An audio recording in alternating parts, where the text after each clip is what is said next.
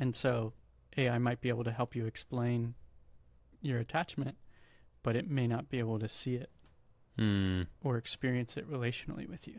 And that's important. Oh my goodness. Healing happens in relationships. So that the solution then is going to be a healing connection with someone. Welcome to 3%. We're your hosts, Jamie Haig. And I'm Blake Roberts. We're two best friends, fathers, husbands, and just two guys trying to figure it out. We're also therapists, which is probably a pretty important part. That's true. And we believe that at our best, people are 97% honest with themselves and others. And it's that hidden 3% of emotions, needs, desires, and behaviors that we keep to ourselves that keep us bound to shame and loneliness, from which many of our issues stem. Each week on this podcast, we'll interview leaders in the fields of psychology, theology, arts, and athletics to explore holistic masculinity. We're not here to tell you the man you need to be, but we are here to help you explore what gets in the way of being the man you want to be. We're going to help you develop courage and give you the tools to share your 3% in the relationships that matter most, so you can more deeply connect with yourself, God, and others. So, pull up a chair. Let's get into it. So let's be honest. Let's be honest. Let's be honest. What's up, everybody? Welcome back to another episode of the newly announced top 15 video podcast in the world. In the world. According to the official Spotify Instagram account. Yeah. Which, as we say it, It doesn't. I still don't believe. Yeah, it still feels fake. Yeah. If you follow us on social media, you would see that in February, Spotify announced the top 15 video podcasts of the month, and our little old mental health podcast was on there. Yeah, sure was, right alongside Anderson Cooper and Mark Manson's podcast, just to name a few. Yeah. So pretty wild. Yeah, you're welcome for being here. Yeah, for real. Thank you for sharing it and for listening. I'm still surprised that people are listening to us. I think I'm going to be surprised until the end of time that we got that recognition from Spotify. Yeah. Thank you, Spotify. Shout out. I know I'm you're you're listening. Shout out to us. This is just us trying to bump the algorithm to maybe see if it pushes us even higher. If we say Spotify enough times, then we get bumped higher. Spotify is not an official sponsor of this Spotify podcast. Man, good thing you don't talk professionally. That's a good one. We're glad you're here. This is our second solo episode of season 2, but That's right. First one of this new series, which is where we are going to ask for AI's most asked mental health questions. Yeah. Wow, that was a really clunky way to introduce that, wasn't it? We were actually very excited. Should we start this whole intro over? No, we should not. We're actually very excited about this segment. I guess we just hadn't come up with a quick name for it yet or anything. Yeah. Because the truth is, you listening to this likely, according to the data, which we'll go over today, That's right. are using AI for some of your mental health concerns. And we'll be vulnerable about it. We've been using it too in our own personal lives, and we have lots of thoughts as clinicians who are working with people who every day I feel like I hear more and more people talking about how they're using AI for things that we're talking about in session. Yeah. And some of that is, if you've been around, you know that we're not very black and white. It's either this or that. We don't trade one extreme for the other. So we're somewhere in the middle of this can be a helpful tool and a resource, and there are some problematic things to it, some things that we maybe have some fears around, which we'll get into today, because it's a big thing that's happening in general. Like AI is. We thought it was big, and then we were reading a study that just came out in the APA journal about it. Yeah. And we were like, okay. Which the APA journal, for those not familiar, is? The American Psychiatric Association, right? I thought it was psychology. That might be it. It's a good thing we're in this field. We're just relatable, you know? Yeah. No, it is a peer-reviewed article, Yeah. which means that it's legit, and it's been studied by Centio University, which is a grad school program out of California, and some really interesting stats that we'll read into. Yeah, they've obviously spent a lot of time. They have lots of different resources around AI and mental health. And so today in this episode, we're gonna set up some things. We're gonna go over some of the data because it's just fascinating. Yeah. For us as clinicians, but also for you listening. Which we won't do every time. We're not Yeah. going to nerd out We're not big on data guys. studies every time. No, but today we are. Just sometimes. We're just gonna sprinkle it in today. Yeah, just a little bit of sprinkle study. sprinkle. And then we're going to ask, the part of the series is we're going to tackle ourselves and answer one of the more commonly asked questions to AI regarding mental health. And so there's one question that we found that we'll answer toward the end of this episode. Yeah. Which is fun because you can actually ask AI what are the most asked questions to AI in the way that they were asked on the search bar, and it will give you the phrasing, and yeah, that's both deeply like sad and eye-opening when you read the most asked questions. So Yeah. we just picked out one specific. AI doesn't rank order them. I think even it has some sort of ethical qualm with that, which is interesting. Yeah.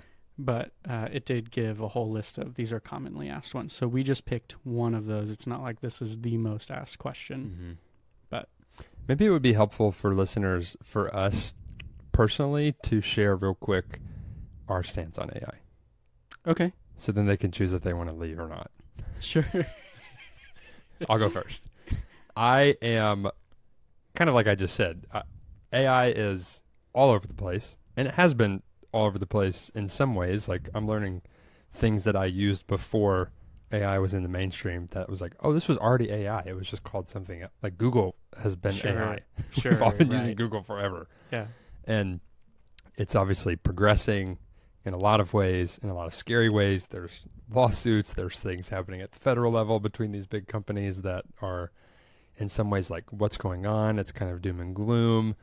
And then there's people in the other camp that are like, you should be exclusively using AI for everything, and it can enhance all of your life in all of these ways. And there's always a new tool to learn. And so it's either sort of you're all in or you're all out because it's evil and it's going to take over the world.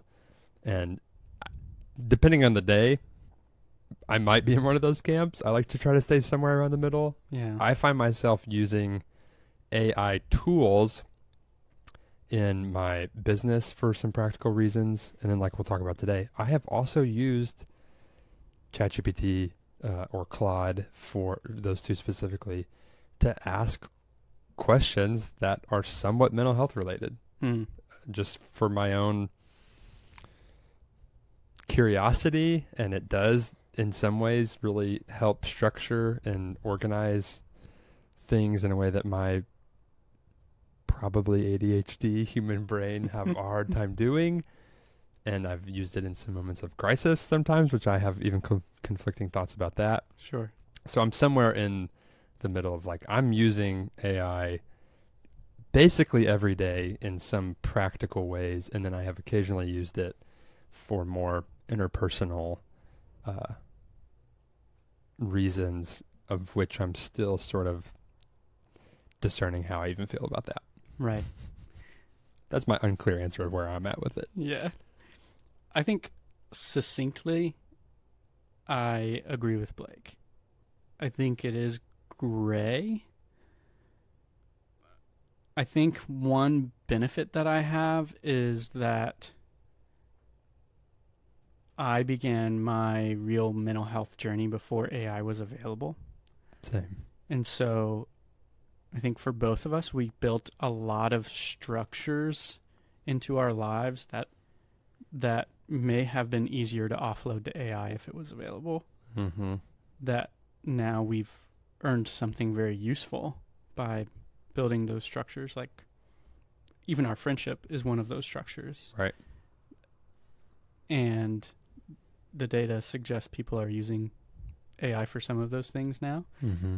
And where I'm pro AI is I think it can be helpful in learning things. Mm-hmm. Like you were saying, organizing thoughts, understanding some of the fundamental concepts of things, like understanding what is depression, what is anxiety, what is ADHD. I think it gives really detailed answers and knows way more therapy modalities than I do. Mm-hmm. And we'll get into this more later, but my biggest qualm with AI in general is that it requires no vulnerability. Like, you taking yourself to it feels like vulnerability. But then ultimately what you are doing is you are taking what is honest and true to a place that nobody else gets to see, so nobody else gets to judge, and you get just positive affirmation back in return, and you don't risk anything. So there's no, if I'm hearing what you're saying, it's not vulnerability because there's not as much of a risk. There's no risk. Yeah. I mean, ultimately, even if you get an answer you don't like, you can turn it off. So the risk isn't in just saying something to, if somebody's like, well, it does feel risky because I'm saying something to this this chat bot that I've never told anybody, and to say, air quotes, say that out loud or type it feels risky, but it's not risky because you're not doing it with another person, which is where the real risk of vulnerability comes in. Yeah, and I guess taking it to chat or Claude or whatever AI you use is a step towards that. So maybe saying it has no risk is unfair because it's courageous to externalize it at all. And I think, say I'm asking one of those LLMs. Large language model. Oh, thank you. That's what that means. Say I'm taking a text that I sent to an LLM, and I'm like, hey, does this sound like I feel like I'm better than this person? Because that's how they took it, and that feels insane to me. And then the LLM says, well, here's like some of the things you said in this text that could be perceived as condescending. And then I'm just like, no, you're stupid too. Or I think you're right. Yeah, or like, I think, it's so easy right. to think that everything that, like, even you Google something and you just Google a question, and the first thing that comes up, because of how much we use it, the association is, oh, this is true. Yeah, confirmation bias. Yes. Yeah. So then whatever the AI says back to me must be true. Right. Must be right. Right. So for those reasons, I think humans are really fallible, and so therapy is not a perfect process. Speak for yourself. Yeah, thank you. I am very fallible, and so just Jamie. Therapy with me is not a perfect process. And I do think that any kind of relationship with another human being will require a different level of vulnerability and a different level of growth on both parts in order to maintain it. Yeah. And I think that's valuable. I think that's what we were designed for. Yeah. So. Yeah. So let's set it up again a little bit real quick. We're going to walk through what some of the data says. Yep. What it means for men specifically, since this is a men's mental health podcast. Yep. In case you didn't know. And then at the end, we're going to tackle a question. The question. Because we think it deserves a real human answer.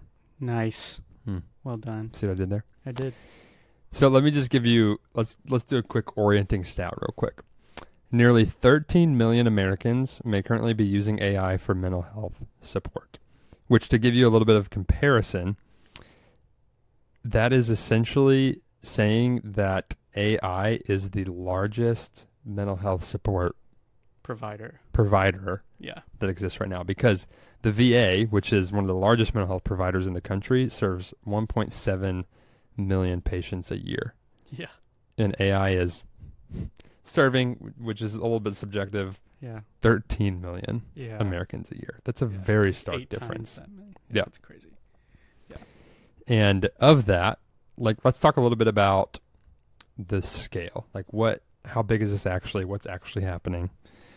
According to this research article, 48.7% of LLM users, so again, LLM, large language model, any AI platform like ChatGPT, Gemini, Claude, 48.7% of those users with self-reported mental health conditions have used it for mental health support. Half of people with Half of people. a mental health condition. And 90% of them have found it overall helpful. Yeah. Which is a fair report. In the times that I have used it, I have found it overall helpful. Yeah. Helpful can be subjective. Yeah, because what are we trying to get out of it? Right. Yep. The usage frequency, 23% of people are using it daily, 26% several times a week. Yeah, that is 23%. And the fascinating part about this is it didn't happen because someone designed it. Like AI didn't set out to, ChatGPT didn't set out to create AI therapy. Yeah, they just actually existed. saw our social media post about being an AI therapist, and they were like, "Oh, that's what we should that use funny AI reel for." that we made last year? Yeah. That's good. They didn't set out to do that. It just existed and people started using it. Ugh, that's really sad if you think about that context. Say more. Oh, here's a place that I can ask a question. Mm-hmm. It inherently asks the question of why you're not asking that anywhere else. Yeah. And maybe you are.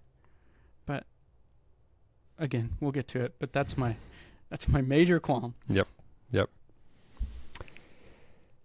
Some of the stats from this research that we found fascinating when we were reading into it around why are people going to AI first? Yeah. Why are they relying on it more maybe than humans? Mm-hmm. Some of the research makes a lot of sense. Yeah. 90% cited accessibility. Mm-hmm. I know that. 24/7. Yeah. We have pretty limited schedules with our therapy offerings. And sometimes those even change. Like my son just started soccer, and so my schedule changed again. Mm-hmm. That made it hard for some of my clients to still be able to come see me. Mm. So accessibility makes sense. Any time of day gets into a concerning conversation. Yes. 70% said it's cheaper than therapy. Super fair. And most of it's free. yeah. And we'll have a episode later this season with Amy Alexander, who is the CEO of Refuge Center for Counseling. Mm-hmm. There are nonprofits that try to meet that need. Even last year, working with Scattered Joy, they're trying to meet that need. But widespread, therapy is expensive, and it's not accessible for everybody in that way. So that makes sense. And even some of those bigger companies that sometimes get a bad rap, BetterHelp, things like that, are one of their stated goals, whether you agree with it or don't, is to make it more accessible price-wise for people. Yeah. And I know that it has done that for some people that I know. And yet, 70% of people in this study said it's cheaper than therapy as one of the reasons they're using it. Mm-hmm. That's not like fact it is cheaper than therapy and that's the only reason this was worthwhile. That was one of their stated, that's at least one of the thoughts that goes through their head. Yeah. You know? Yeah. That's what these stats are saying. Right. 46.5% said anonymity was a factor. Okay. Just taking you back to what I said at the beginning of this episode. I'll take you even further back. Let's go back to last season when Dan Allender said that he knows a lot of really strong men who can put their bodies into spaces of harm, but they have a hard time bringing their heart into a place of harm. The reality is that if we want to be known and loved, we have to allow ourselves to be known. Mm-hmm. And if we are trying to let ourselves be known anonymously, Well, to be loved without being fully known feels like vanity. I'm getting a little too close to our question for later. I'm going to let it be. Tease a little bit. Tease it out. If you're lonely, it may be that you're not known. And if you feel like you're not known and you're taking questions to AI, I would encourage you to compassionately ask yourself what gets in the way of taking these to the people that I would otherwise say love me. Mm-hmm. Yeah. Yeah. I would say for us, the most like pointed probably stance we could take on this is that being vulnerable with any AI and having the perceived connection based off of its responses and its affirmation and its encouragement and its practical advice is not being known. Yeah. Agreed. It's not. Yeah. Yeah.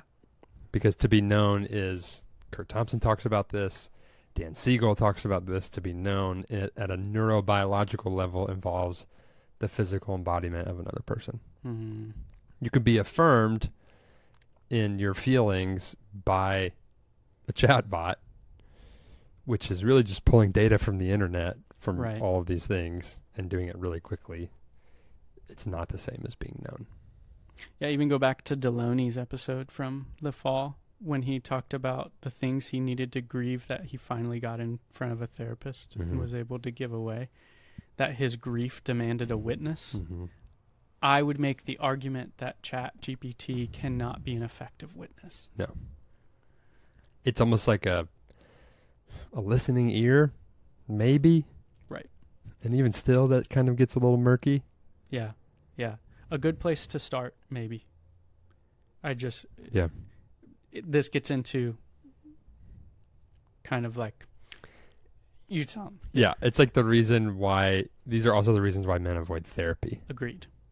Yeah. There's no schedule, like all of the, what did we say? The 90% cited accessibility. Yeah. There's no scheduling vulnerability. There's no like sacrifice. We mean sacrifice, by that. Yeah. You know, like I know Blake and I have both had these conversations where somebody's like, "Hey, can you meet in the evening, or could you meet in the early morning, or could you meet on the weekends?" And we have to say, "No. Here's our structure. Here's our boundary." And even that, thank you.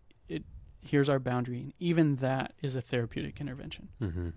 Because it is saying, no, this needs to be chosen as a value for you. And for some people, that's logistically difficult. And I'm not saying across the board that everybody needs to be able to sacrifice with their schedule. But the fact that this completely nulls that out, AI being completely accessible all the time, already takes that away. Yep. All right, sorry, continue. No, you're good. It's the same reasons that people are going to AI are the same reasons they're avoiding therapy. Yeah. And not even just therapy. We could just chalk it up to avoiding hard conversations with your friend or your partner. Yeah. Like avoiding intimacy. Right. There's no eye contact.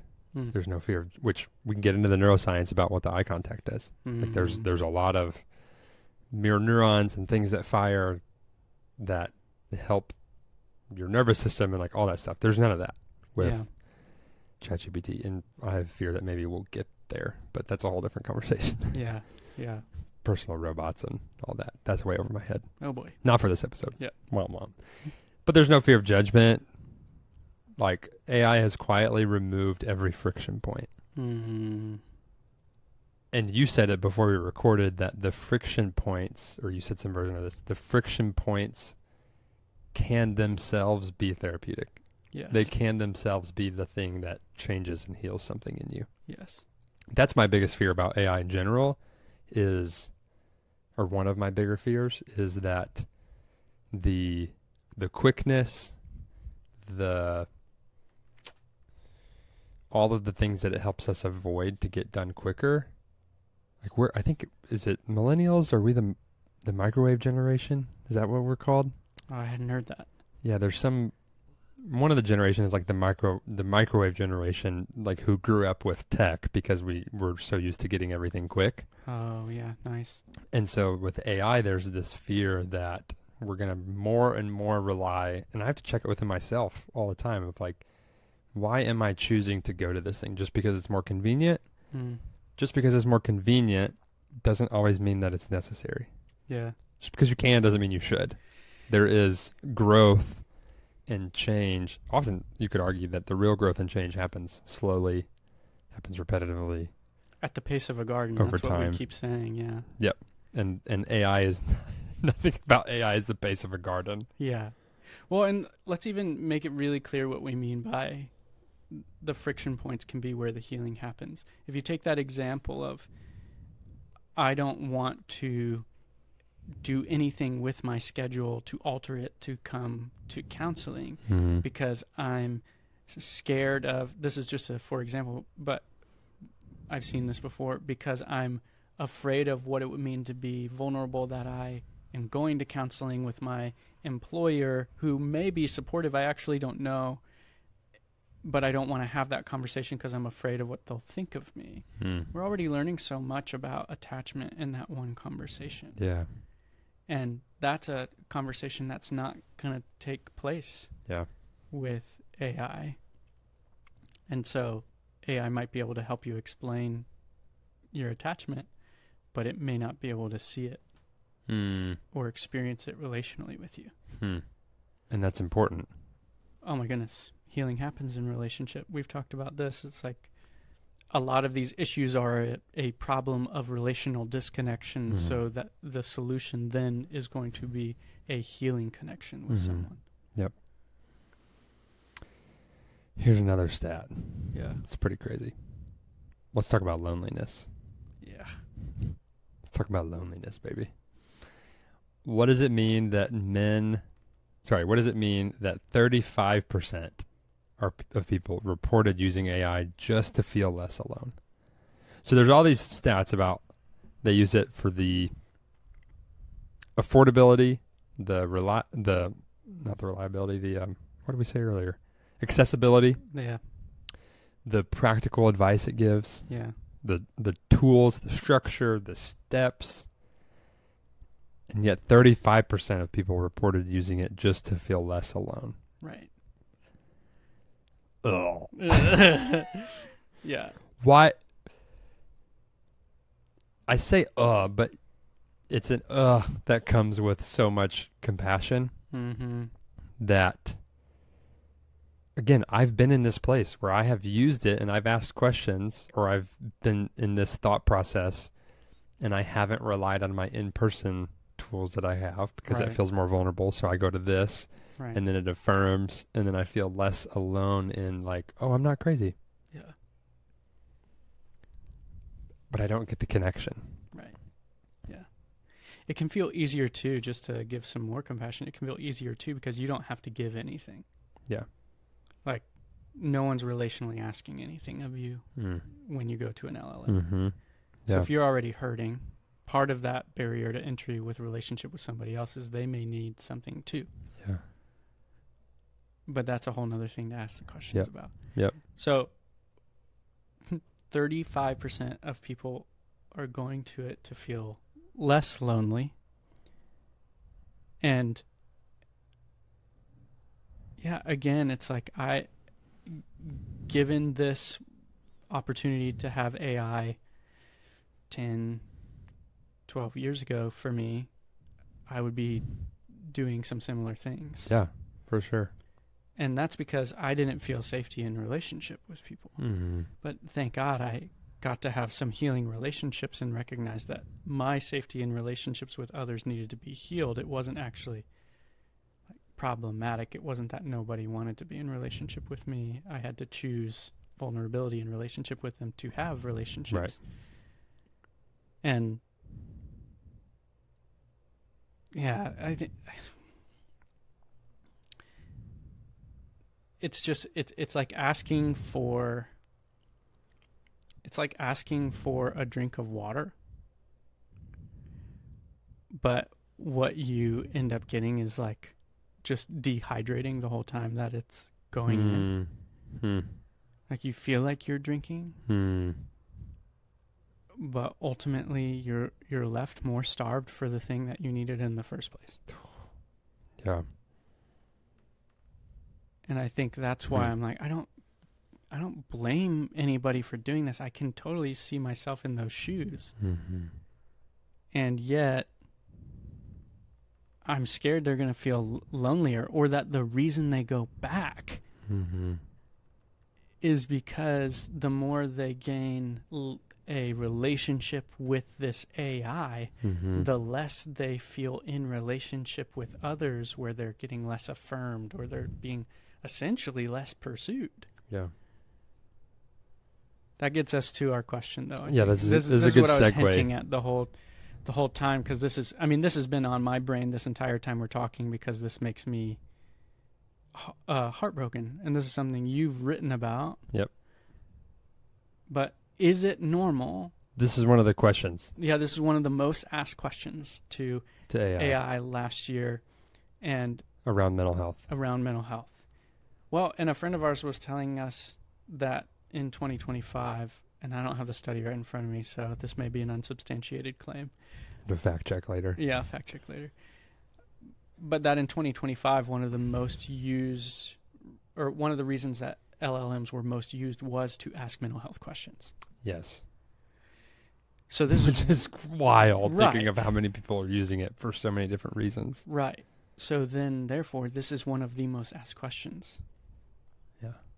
Which is, Is it normal to feel lonely even around people I love? before we even answer that, when we were looking through these questions, Mm-hmm. we don't have them in front of us. We just chose this one. But I remember when we were reading through them going, oh, the common thread in all these different questions, because there was questions about anxiety and depression and addiction, all these things.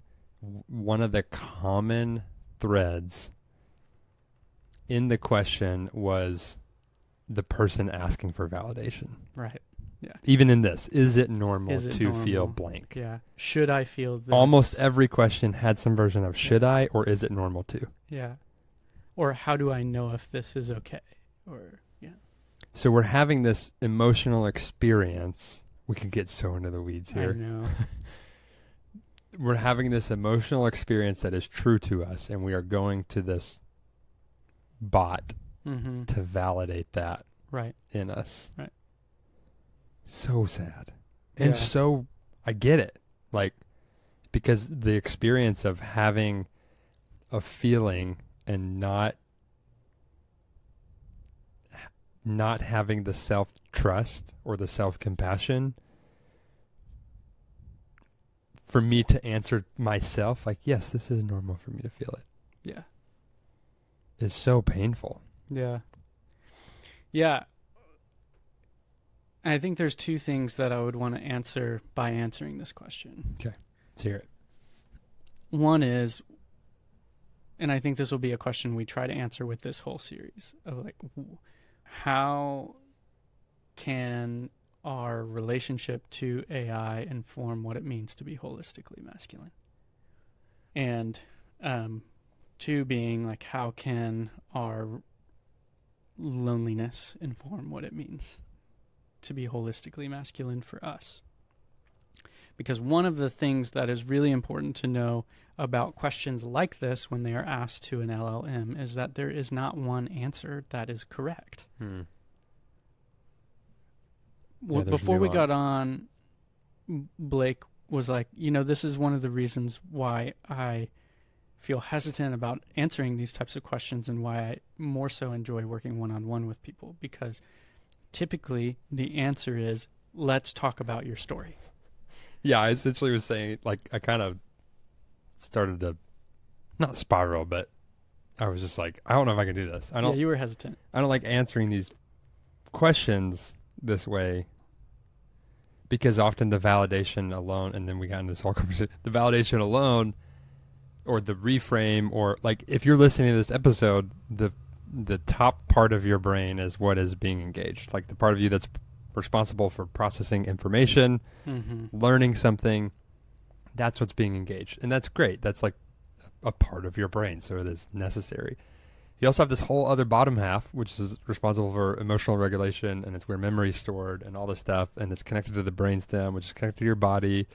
And a lot of us, especially as men, are disconnected from our bodies, and so we always just want to learn more information and learn about something and know how to fix it and solve it, and then we learn that information, but it doesn't change anything because we're disconnected from the body, right? So it's like there's so much here. Right. And it's like, yeah, it's normal to feel lonely. Yeah. And maybe that helps move the needle a little bit, but also let's look at your family of origin.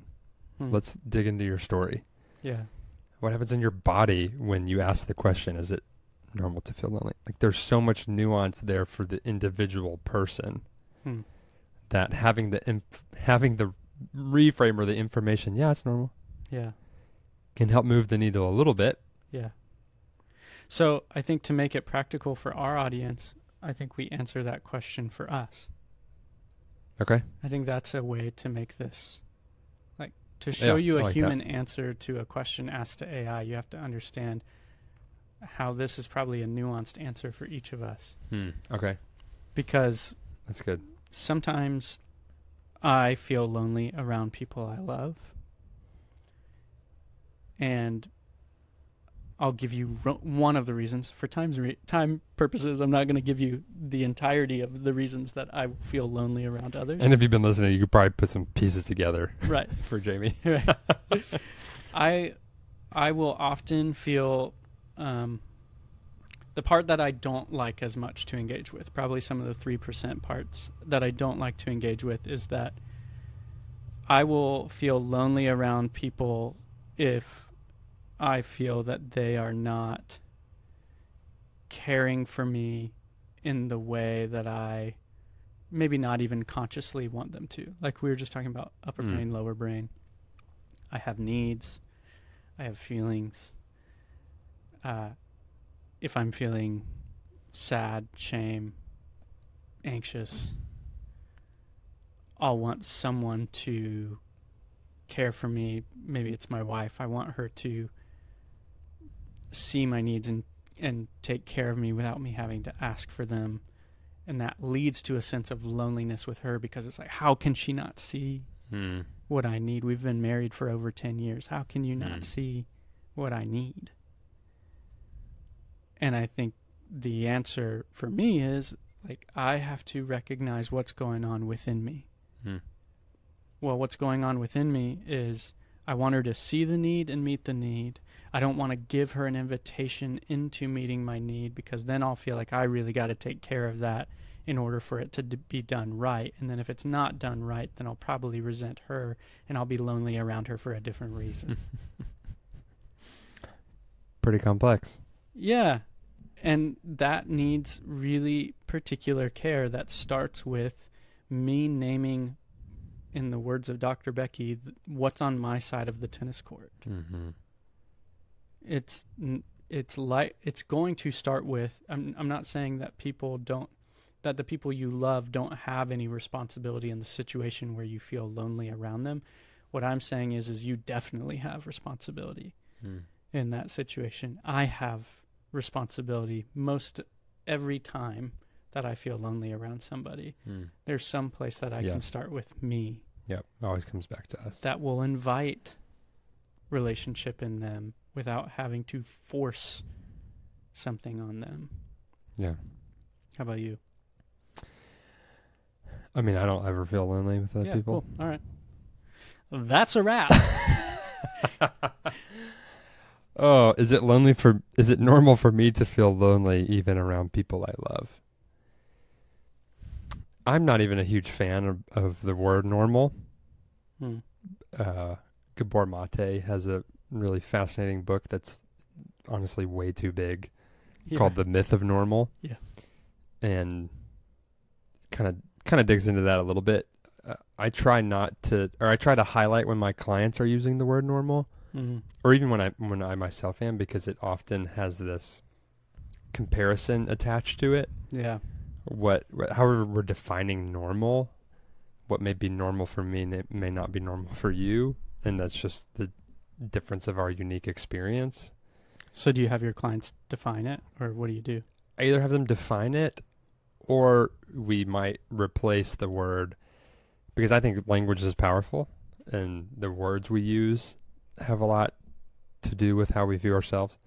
And so sometimes just replacing a word with another word can shift something. Ooh.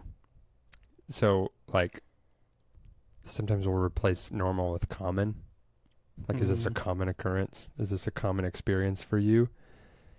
Just because, again, normal can lead me to compare whatever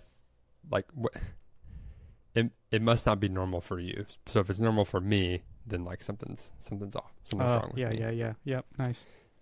So yes, it is very common for me to feel lonely with people I love. Less common now than it used to be. However, it still can be a common occurrence. Mm. And for me, it makes sense because for majority of my life, I, especially in relationships, was looking for, this is like one piece of it, right? There's so many pieces to it. Looking for something in someone else that I can really only give myself. Oh. Or that I could only receive from God within myself, which I actually think those can be a little different, like something I can give myself. Yeah. So I may be looking for the compassion, Okay. or the care, like you're saying, from someone else, and not getting that in the way that I think I need it or want it, causes me to feel lonely. Mm. When I can have the self-compassion and the care for myself before, not like exclusively, I still need it from you, but before like solely relying on it from you, I can extend that to myself a little bit. I feel less lonely because I'm with myself at the end of the day. Mm. And it actually helps me advocate for that need that I have from you more, but I'm not 100% relying on it. Ooh. Okay. Yeah. Does that make sense? Yeah. So there are some things that you need from. Like I'm an Enneagram 9. Yep. And Sleeping at Last has that great record, which he wrote a song for each Enneagram number. Yep. And one of the lines in the 9 is, I spent my whole life trying to find myself through someone else's eyes. Yes. That's a recipe to feel lonely. Yeah. Because I'm searching for something within myself through the perception of somebody else. Yeah. Which is a little bit unfair. Yeah. Which will then lead me to feel lonely with you. But really, I'm actually lonely with myself. So it's totally. like some cases that loneliness can be repaired by you, or whoever the other person is, initiating the connection. Mm-hmm. And in other cases, it is repaired by me initiating the connection within myself. Yeah, and I would imagine you choosing to bring yourself fully into relationship with somebody where you are just you and you're not trying to be you as you hope they'll perceive you. Yes. Can also be really healing for that. Very much. Yeah. And same for me, differently. Yeah. I'm an Enneagram 3. I want people to think I'm like a really good version of whatever the thing is. Mm-hmm. Even if I don't give a rip about that thing, which can make me feel very lonely with myself as well, like you're talking about. Yep. Yeah. The sun's starting to get directly in my face. Yeah. Well, maybe that's a sign to wrap it up then, because we've already gone over on the time that we said we Maybe this is a sign to find a skincare company to partner with us to be an ad, so then we record, and then right when the sun hits, it'll be like, you see how shiny my face is? Well, actually, I wouldn't want it to be shiny if I'm using skincare, right? That means greasy. You know? See how soft my face looks? Well, you see how this episode is sponsored by somebody. L'Oreal for men. There you go. I think to get back to even one thing we named earlier when you told me to keep digging in on what I was kind of previewing with my qualms with this. Yep. Inherently, if you are taking these questions to AI, then you have something that you desire. Shout out, Jay Stringer. And I think it's important. I think both Blake and I talk about this a lot with each other and with our clients. It is important to have compassion that your desire matters, period. Yep. Period. And so the fact that you are taking that real and good and beautiful desire to AI is not a problem. Yeah, we're not shaming that. Yeah. What we are asking you to do is recognize that you have a real desire and that your solution for it may be unhelpful in getting what you actually hope for. Mm-hmm. And that sometimes when AI is helpful, it's because we don't even know what we really desire. Yep. Here's my, maybe we'll start to land the plane here. Here's my rule for myself that I literally just developed as we've been talking about this. This is my rule. It's not a practiced rule yet, but it's good. It sounds like a really good idea. Yeah. It has been somewhat of what I'm practicing, but not this intentionally. Okay.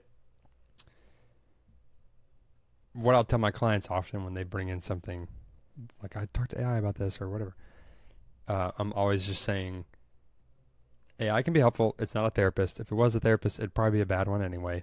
Because it's not human. It's too perfect. As long as whatever you're getting from it, you're then taking to a real person in your life. So my rule that I just now developed nice. is if I am going to use AI for mental health related questions, the amount of times that I then take that conversation, like it doesn't end there. It ends with me taking it and continuing it with a real person. Yeah. That needs to be more than the times that I just end it with the AI. Nice. Yeah. Yeah. I think The over under, would that work there? Yeah. I never really understand the over under thing. I know it's really simple, but my brain cannot understand it.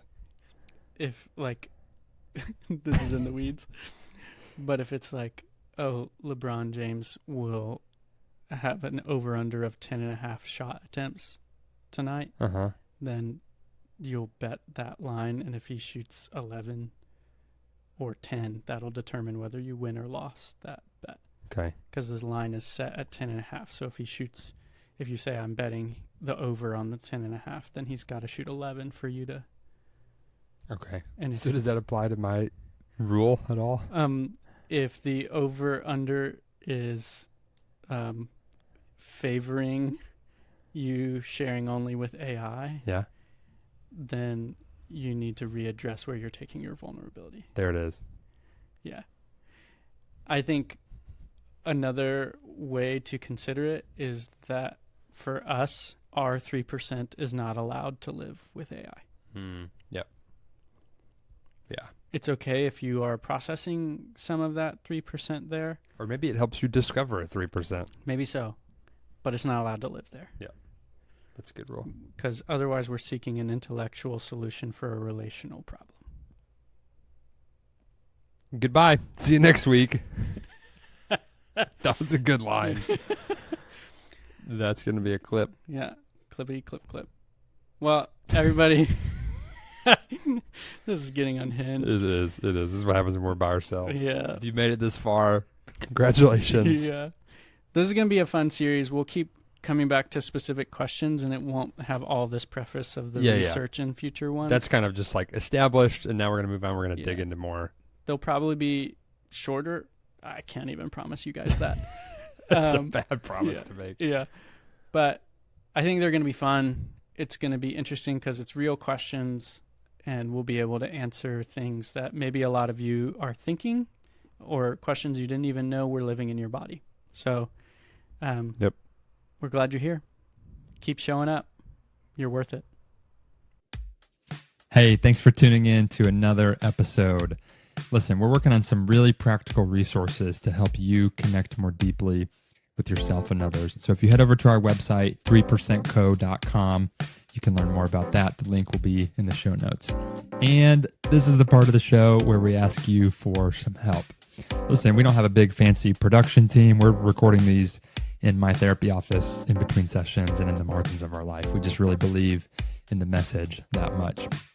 I listen to a lot of podcasts, and rarely would I take the time to review and rate a show, just because honestly, I forgot. It wasn't until we started doing this show that I realized doing that actually really does help these platforms notice our show and get the word out. And so if any of this is impactful to you, we would love it if you took a second to leave us a review, rate us, or if you want to just do it the old-fashioned way, text this link to a friend and say, hey, let's talk about this episode. Whatever you do, make sure to follow us on whatever platform you're listening to so you never miss an episode. We're really grateful you're here, and we'll see you next week. So let's be honest.